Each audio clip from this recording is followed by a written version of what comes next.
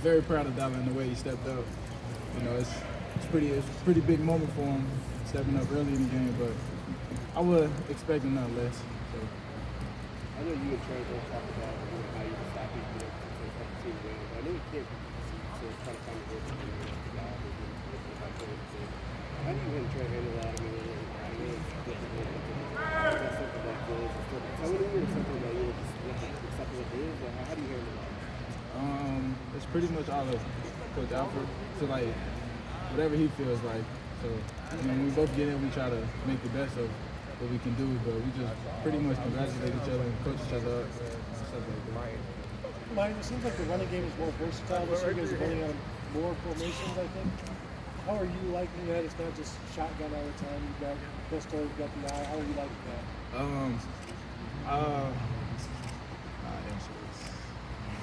I just think it's good for us, like the running back and the offense, to prove like we can run the ball too instead of just passing.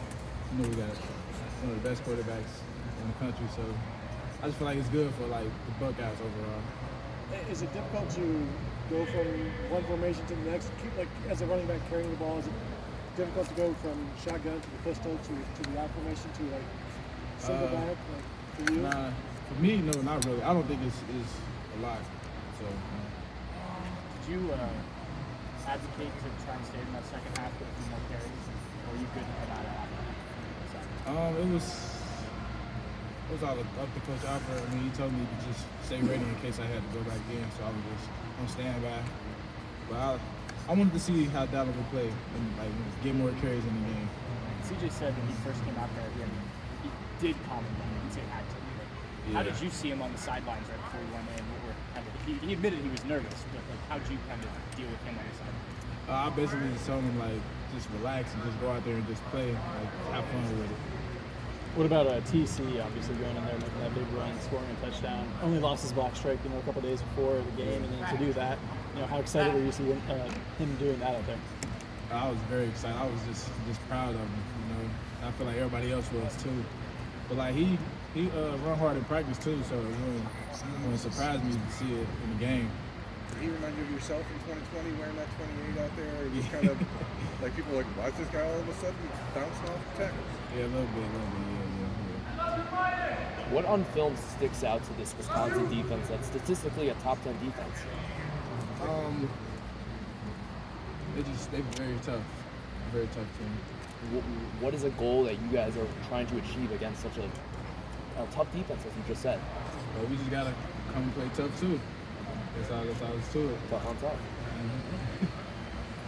You're an Ohio guy, Miyan, so what do you remember about Ohio State, Wisconsin games back in the day when you were growing up? I mean, is this like a game that kind of sticks out in your mind as being a little bit of a rivalry? I mean, it really was kind of back and forth there for a few years. Growing up, I didn't really watch Ohio State, so I don't really know much about the Ohio State-Wisconsin game. So I couldn't really give you much on that. Who were you watching growing up if you weren't watching Ohio State? I was pretty much watching like NFL, like just playing Madden.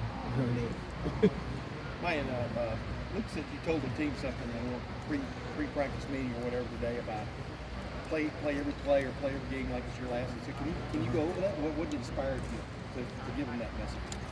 Just like based off my teammates, like not being able to practice, like they went out on days they didn't expect to go out. So I just told the team like just practice every play like it's the last, because you'll never know when it's gonna be the last play. Our formation, you like it? Do you like it? Yeah. Why? Why do you like it? It's just a lot of power. Can you sense it when you're on the field? I mean, can you actually almost feel that power? Oh yeah, definitely. How does it show itself? I guess? Just when we just rock off the ball and just get some push, I just go like, all right, it's time to go. Miyan, you kind of took over in the fourth quarter of that Notre Dame game. I look at the fact that this is another one of those physical kind of matchups where you could be needed to do that again.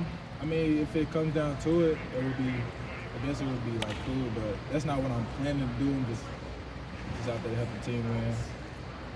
I know when we talked with Cade Stover, I mean, he had a great game receiving-wise on Saturday. What does he do in practice that makes him stick out now that he's moved over to tight end, come from the defense? What does he do to stick out to the tight end to you? I mean, same thing, same stuff you see on game, same thing you do every day at practice. So you just practice like a pro, so it show up on game day. Do you see his leadership kind of transcend some things because he's obviously the captain and things like that? Then he goes out and Ryan Day said he makes plays when his number's called. Just from your vantage point, just how does Cade kind of apply it? I guess he just like try to set an example for the other tight ends, to, like just make a play with your number called. Mike, can you sense the crowd getting into it when you have the ball in your hands? I mean, with your running style, et cetera. You're paying attention to the crowd noise. I mean, can you sense them liking your physical approach when the factor calls for it? I mean, a little bit. Like some plays that'll stick out to me, but some plays I won't pay enough attention. But some plays, yeah.